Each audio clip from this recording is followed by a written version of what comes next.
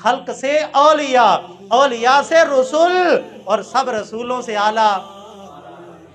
क्योंकि आम लोगों की हालत ये है कि मखलूक के हुस्न को देखें, अपने होश कायम नहीं रख सकते, और नबियों रसूलों का मकाम ये है कि सिफाती तजल्ली खुदा की देखें तो होश कायम नहीं रख सकते। फलम्मा तजल्ला रब्बहु लिल जबली, खुदा बंदे कुद्दूस ने अपनी सिफाती तजल्ली पहाड़ पे की, और फिर हालत ये थी जअलहु दक्का, पहाड़ रेजा रेजा हो गया। वखर्रा मूसा साइका, हजरत मूसा कलीम बेहोश हो गए। यार इससे नबी के दिल की इस्तिकामत और मजबूती का अंदाजा तो करो।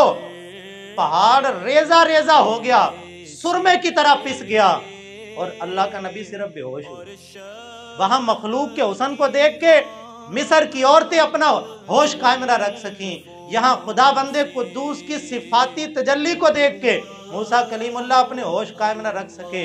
कुर्बान जाए सैयदा आमिना के दुर्रे यतीम पे कि उनकी शान मुबारक के सिर्फ सिफाती तजल्ली नहीं बल्कि ऐन ज़ाते खुदा को देखा, और ज़ाते खुदा को देख के होश गुम नहीं हुए बल्कि होश कायम रहे।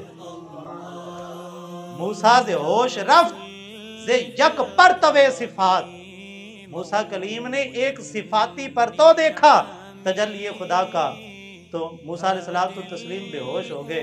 तो ऐन ज़ात मी नगरी दर तबस्समी, या रसूल अल्लाह क्या शान है आपकी कि आपने ऐन ज़ाते खुदा को देखा और मुस्कुराते रहे।